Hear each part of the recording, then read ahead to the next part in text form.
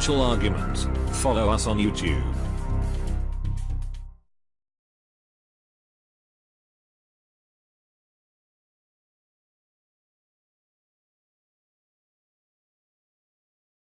Now, we've been looking at a lot of economic indicators, and we discussed yesterday about loan creation, and this is something where we need to look at this very, very closely, because this is something that they really can't manipulate. And for the last, 57 years or so, it's been showing us and it's been reporting to us that either we're in a recession when loan creation completely stops or declines, or the recession's about to happen. Now, there are many more indicators that basically work with the loan creation, and we're going to get into that a little bit later in this report. And you're going to see, as we put all the pieces together, you're going to see that we're heading down this path, which I don't want to say it's scary, that we're heading down this path where things are rapidly deteriorating. And we need to look at the economy right now as maybe a drug addict, where during the period where the drug addict is receiving the high, receiving the stimulus, they feel great, everything looks great, they feel great, there's no problems whatsoever. And when the drug wears off, they start going through different signs of withdrawal. And this is what we're seeing the economy go through right now. The stimulus that has been pumping this economy up, it's wearing off, and we're seeing signs of withdrawal. And it's getting worse and worse as time goes on. And we can see right now that it's not just here in the United States, but it's around the world. And the central bankers, the deep state organization, they know this. They know what's going on. They know what's about to happen. And they can slow it down. They can speed it up. They have full control of the system. The only thing they really don't have control of is something that comes out of left field. And if something does come out of left field, well, they can either go with it or they could try to stop it. But most of the time, once that starts happening and people see what that happening, the whole system starts to fall apart. Now, out in Spain, we see that the banks, they're really in a lot of trouble right now. They've been bailed in right now. There's other banks that are not looking good. And we can see the Spanish securities regulators, well, they know there's a problem, because what they've done already is they decided to ban something. And they banned the sale of borrowed shares for a month. Now, they're saying that market confidence has deteriorated in relations to a part of the local banking sector. And the ban prohibits investors from starting new short positions or to adding to existing ones. This tells you that they know these banks are coming down. They don't want people to short these banking systems. And they put a ban. They said, no, you can't do it. I'm sorry. We know it's coming down, and you just can't do any of this. And if you have already a position, you just can't add to it either. So they're stopping individuals from doing this. Now, what are we seeing happen? Well, here in the United States, we know that retail is contracting quite a bit. The U.S. retail sector, well, there are more and more stores that are going to be declaring bankruptcy. Moody's is out there, and they have this whole entire list of all these different stores, and they keep upping the list. Now, they started at 19, or actually they started at 15. They brought it up to 19. Now there's 22 stores, and they might be adding an additional 5 to this, saying that these are the stores that are in major trouble, and these stores are going to be going bankrupt. I think by the end of this year, you're going to see maybe 50, 60, maybe even 100 stores that are going to go bankrupt. I think this list is conservative right now. I think it's going to go much, much higher than this, because we can see already the numbers that they've been putting out there. They've been showing that, well, it's not going to be the 8,000 stores. It's going to be close to maybe 10, next year around 13. I think this number is going to be even higher than what they're saying, because what we're seeing right now is a complete breakdown of the system. We're seeing in the restaurant industry, actually the chain restaurant, they're already in a recession.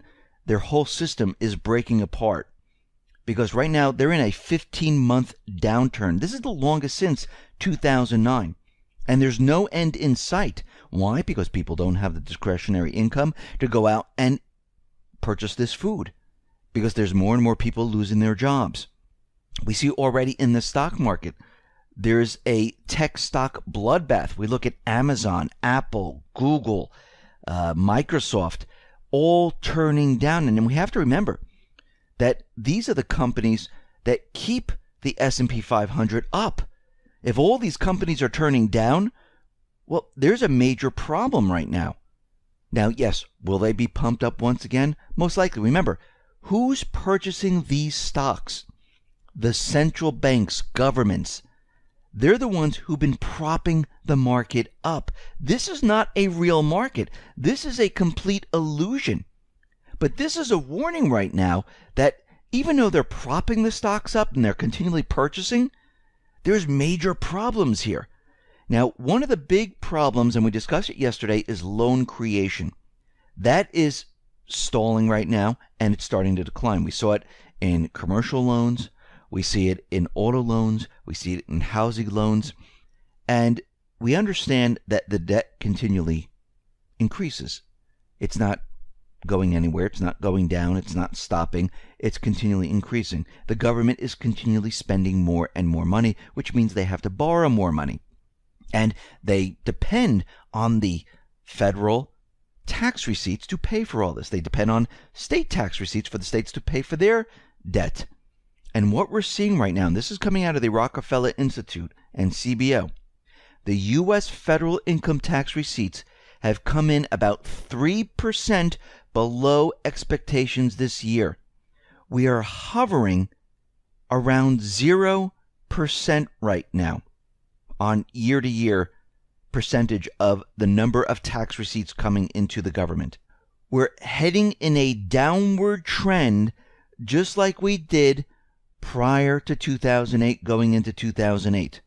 Now, if we look at state and local tax receipts, they are declining at the same rate. So we have problems here. Now, if we look at the state and corporate tax receipts, for 2 quarters in a row, they have been declining. This is the biggest drop since the recession. And according to the Rockefeller Institute, total state tax collections grew only 1.2% in the year of 2016, which means it declined in real terms. This is the weakest performance in 2010. Now, on a federal level, it will impact the amount the government has to borrow to fund its deficit, therefore determining when the government will hit the debt ceiling. This is quite relevant today since the debt ceiling was officially reached on March 17th, and of course, as we know, it's been extended using extraordinary measures. Basically, what they're doing is they're using black pools of money to keep the government operational. However, the weakness in these tax receipts, this is going to create a challenge, which means that the debt ceiling date might move up, which I think it's going to. And these tax receipts, because it's one of the few unvarnished, unadjusted, realistic data points regarding the health of the overall economy, well, economists look at this and say, the country's doing well, the country's not doing well. And the tax receipts, they are a function of income creation in the economy. A slowdown in the tax receipts indicates a slowing in income creation and therefore overall economic performance. Now, we knew this was happening. How did we know this? Well, we've been tracking the job market, not the fake unemployment numbers. We've been tracking exactly what has been happening in the retail sector, in the corporate sector. We've been using data from Challenger Gray Christmas. Because remember, back in 2013, that department that counts layoffs, well, that department was removed. They're saying they didn't have the funds to keep it operational. Well, they did that on purpose, of course. So growth in federal tax receipts, these trends are showing us that people are making less money, people are out of job, and the number of tax receipts coming into the government, well, it's not happening. They're declining at a ridiculous pace. And this deterioration in federal tax receipts is very troubling. So we have loan creation, which is very difficult to manipulate. We have tax receipts, very difficult to manipulate, showing us that we have major problems. Actually, it is back to where we were back in 2008, 2009, when we were in this crisis mode of this Great Recession. And again, These are the withdrawal symptoms of the economy coming off of stimulus. So now the Treasury, they came out with their report on their monthly receipts and outlays data for the month of May at outlays of $329 billion, soared by 19%. That's the money that they're spending compared to a year ago, offset by a modest 7% increase in receipts, resulting in a $88.4 billion deficit in May. And we know the government is spending a lot more than they're taking in. And what's being taken in is continually dropping. This is not a good sign. Now, add on top of all of this, and we talked about this before back in January of 2016, about how the credit impulse has gone negative. And we looked at it, it's at -1, very close to -1. And this is what happened during the Great Recession. Fast forward to today, 3 months later or so, where are we now? Well, UBS is letting us know. They released the update of the current state of the global credit impulse, and it's a complete disaster. What we're seeing is that we are now down to -3%. Credit has gone negative. It is getting worse, which means that credit is going to freeze up. What actually happened in 2008? Credit froze up. If we go back to that time period, right where we were between 2007 2008, we were at -2% at 2008. We are at -3% in 2017. And by the way, people, this is a recovery. The economy is recovered with a -3% credit impulse. So let's put all this together. Tax receipts are declining, federal and state. Corporate tax receipts are declining. Loan creation is stalled and declining. Credit impulse, well, tells us credit's freezing up. Put all of this together, we have a major problem. Now that's global credit impulse. What about the U.S. credit impulse? Well, we have the same exact problem. The U.S. credit impulse is also slowing. It has just dropped to like -0.1%. And it dropped in the end of 2007 going into 2008 to -0.1%, the same thing that we're seeing. Once again, we're in that same exact position. And it's showing us that credit is going to freeze up and we're going to be in this collapse scenario. Forget about a recession. We're already in the recession. And what is the Fed going to do this week? They're going to look at the economy. They're going to have their Fed meeting and they're going to decide, should we raise the rates or should we lower the rates or should we keep them the same? Well, we know they're not going to lower it. That'd be ridiculous. They can keep it the same. Yes. Now, I think the last rate increase already triggered the economy because since that period of time until now, the economy has turned to the downside and it has accelerated. And we've been looking at all these economic indicators and it is really getting worse and worse and worse. So let's look at both sides here. We know they've already triggered the economy and it is collapsing right now. Now they can go ahead and say, listen, we're not going to raise the interest rates. We're just going to let the economy slide off the cliff the way it is. And we'll just let it go naturally, maybe by the end of this year. If the Fed decides that they're going to raise the interest rates, well, look out, which means they don't want to wait to the end of this year. They want it to happen now. They are worried that there's going to be some type of black swan event. They don't want this to happen because they need to control the narrative.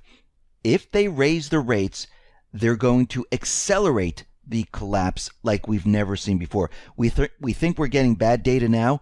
Just wait. You're going to see things go haywire when they raise rates. Now, of course, the next day you're not going to see it.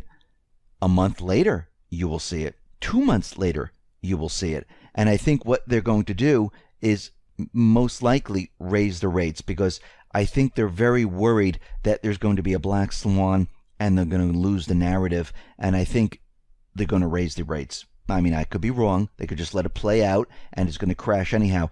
If they raise the rates, we're going to see an acceleration in the collapse of the economy, which should be a signal to everyone to start ramping up your preps, because they just signal to you, yeah, just like they did back prior to 2008 when they were raising the rates, we're crashing the economy. Now, they didn't have to do as many as they did prior to 2008 because this whole economy was been propped up on stimulus, and it was very easy to bring down. It's really not that hard.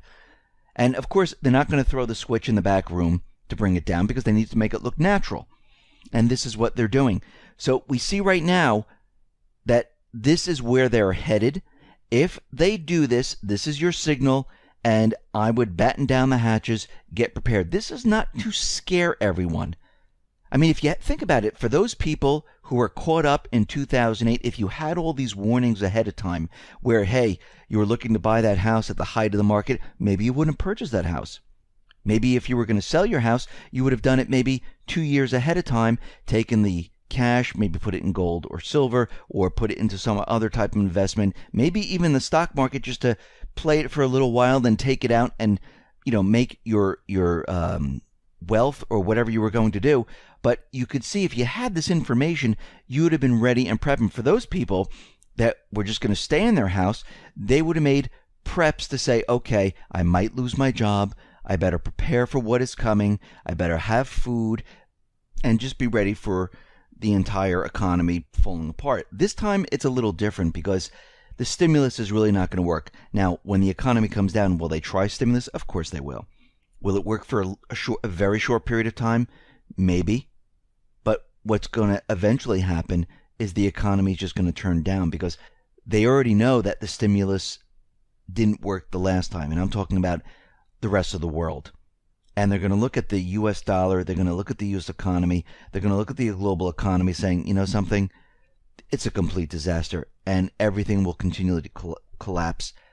And you'll see country after country collapse. The United States will collapse. And the whole thing will be a complete nightmare. This is what we've been preparing for.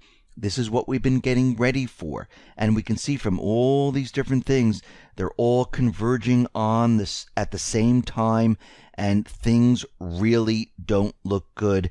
And we're going to wait to see what the Fed does, because we're going to see if they're going to let it out, give us a little bit more time, not that much more time, or accelerate the process and bring the whole